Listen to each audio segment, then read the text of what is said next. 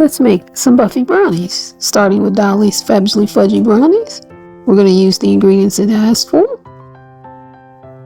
Also going to use the Betty Crocker's milk chocolate brownie mix and ingredients it asked for. And we're going to add some Reese peanut butter cups. Let's pour in the Dolly brownie mix first. There's the Betty Crocker one. Now we're going to look at kneading the fudge packet 15 times per the instructions for the Dolly Parton Fudgy brownies. There's the milk, oil, some water, melted butter,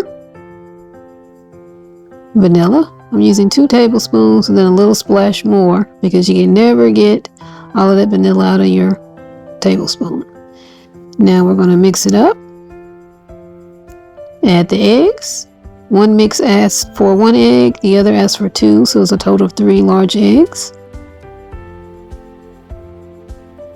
Here goes the fudge packet from the Dolly Parton. We've already kneaded it at least 15 times. Just scraping down the sides of the bowl, make sure everything's incorporated. I've already prepared my 9x13 glass pan. I use Baker's Joy. Sprayed the bottom and the sides. I'm going to pour half of the brownie mixture into the pan and spread it out.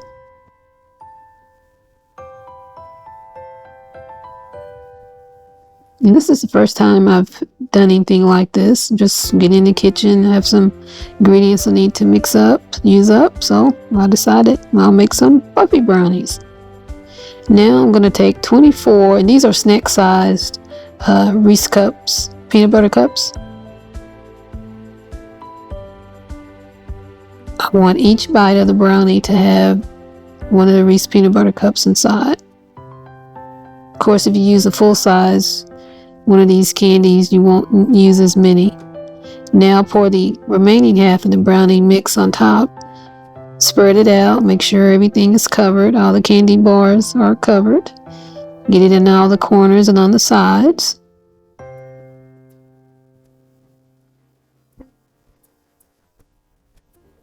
Just checking the baking directions on both. Keeping my fingers crossed, and I think this baked for about 45 minutes total. Chocolate melted. There's part of the Reese. And then there's the fudge.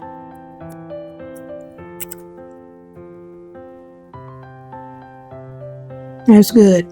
Ooey, because the chocolate melted in the fudge from the Dolly Parton mix. But it is completely cooked.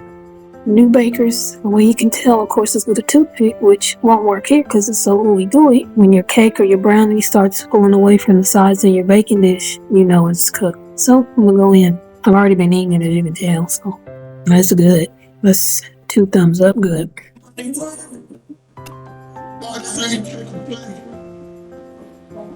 Money.